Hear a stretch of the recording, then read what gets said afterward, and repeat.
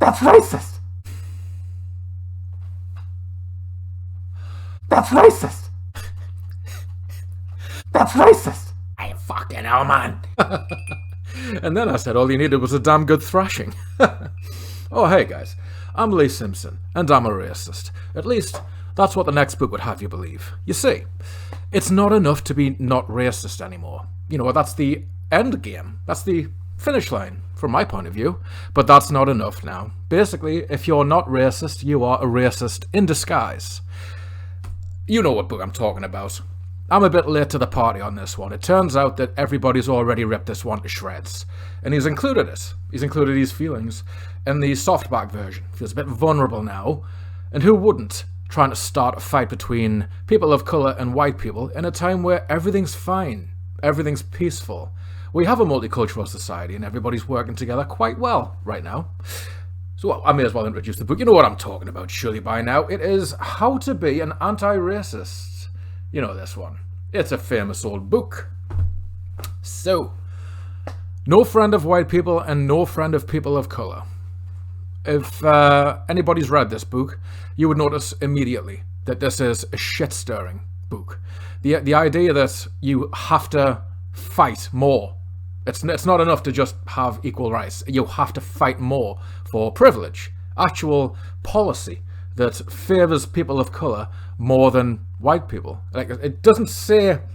He's very clever. He never actually says anti-white, but it's anti-majority, the way he's talking. Basically, he argues for equity all the time. Equity, equity, equity, equity, all the time. He'll say it 1,000,000 times.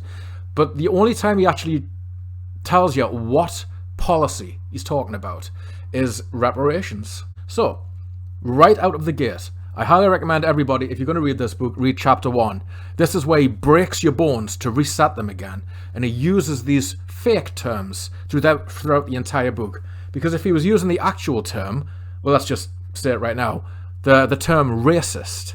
Now, everybody hears, that's a heavy word. It's got momentum to it. When you hear racist, it means anybody who treats somebody else worse based on their race, their skin colour. But here's how he defines racist, completely differently. Racist, one who is expressing an idea of racial hierarchy, or through actions or inaction is supporting a policy that leads to racial inequity or injustice. Now what can't that cover? It's so vague, and it's so not what racist means. And he uses it over and over and over again to describe all sorts of shit. We'll get to me list here.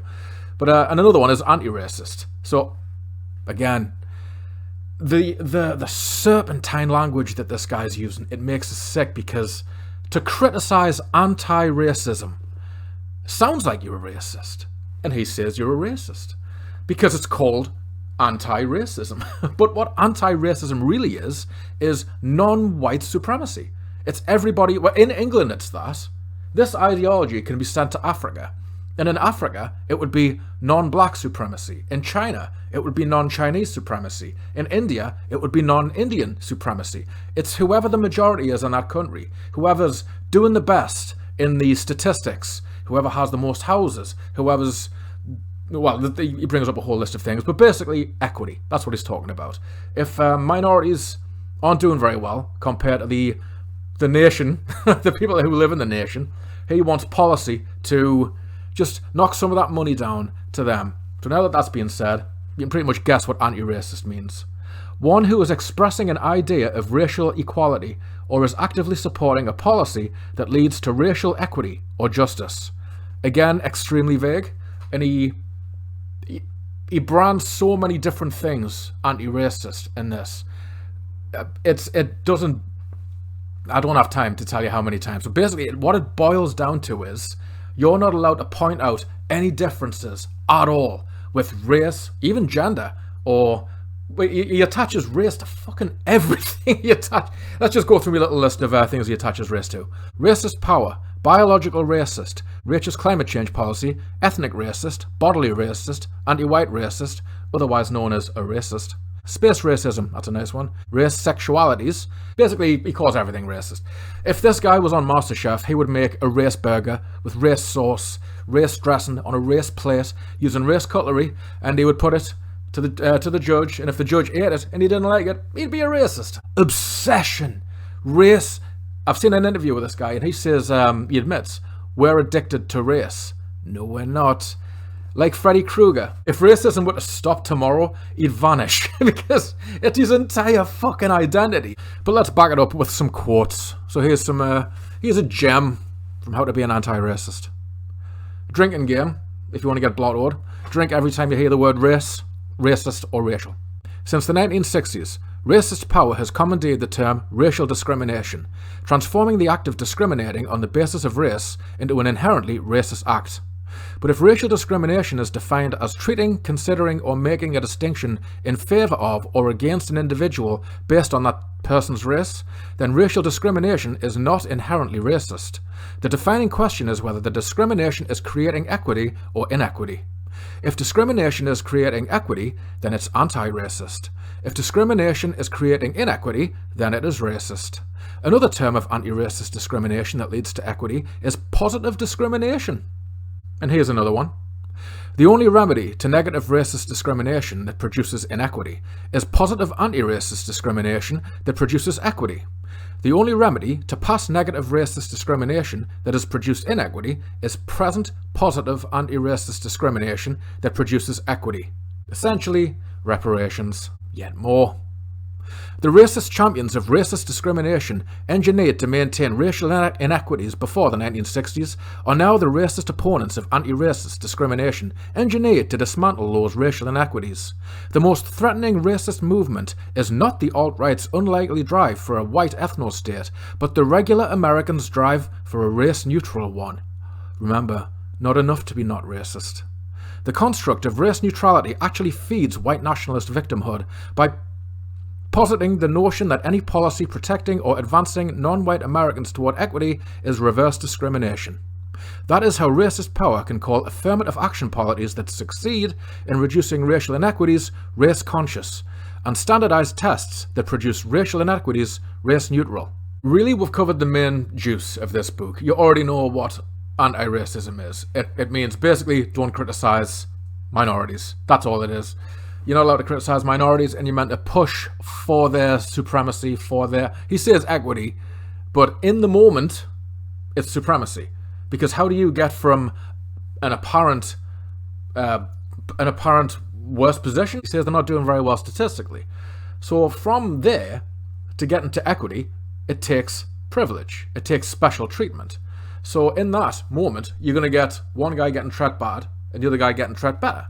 Now that's... If it's based on your skin colour, that's just a racist policy. So that's anti-racism.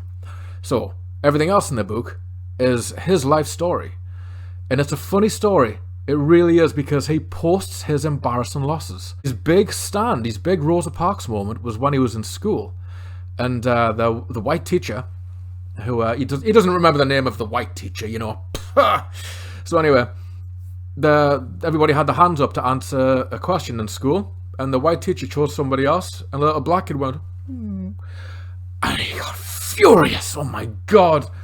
And it came to I think he was in chapel, and everybody left the chapel, and he stood and he sat in his little stool, and she was like, "Okay, time to leave." No, and he had a big old racist rant. Of course he did. And a lot of things come up like that. When he was in school, now this feels like an attack on him now, but this is what the book is. I mean, the book is his story. So if I'm going to review the book, I'm going to talk about him. And the other one is when he went to school, and there was one black teacher there, and he asked, "Why are you the only black teacher?" And the black teacher, I don't know, and he was demanding an answer, waiting for an answer, you know, because he's fighting for black people. And his parents actually said, he's very aware of being black. Now, if your parents have to say that about you... There's a kid called Smurf that is... I mean, fucking hell, I can't even talk about this book without sounding racist, you know? Well, I'm quoting this fucking book. But there's a kid who's so black he looks blue, and he's a super-duper criminal. And he mugs a kid on the bus. He gets a gun, and the kid at the back of the bus had a Walkman. And Smurf goes, "Yo, run that Walkman." And this poor kid, like, huh? "Yo, run that Walkman." And this kid's probably thinking, I am. I've pressed play. The headphones are on me ears and I'm listening to the music. I'm running me Walkman. What do you want? And why is that gun in me face? Give me your Walkman, motherfucker! I knew the book was going to be edgy when I saw the cover. Like, you just know that when they weaponize victimhood, when they weaponize... What's the word? When they weaponize minority, I'm going to weaponize my vulnerability and hit you over the head with it and you're not allowed to complain. And this was confirmed on the dedication page. When you dedicate your book to somebody, there's only 2 words. To survival. So yeah, I knew it was going to be like this. I knew this, and I've got another one to read next, called White Fragility. It's a funny trend that we're in right now, isn't it? Go read the book anyway. It's good to be equipped to know what anti-racist and racist really means these days. When they call you racist, just know it also means not racist.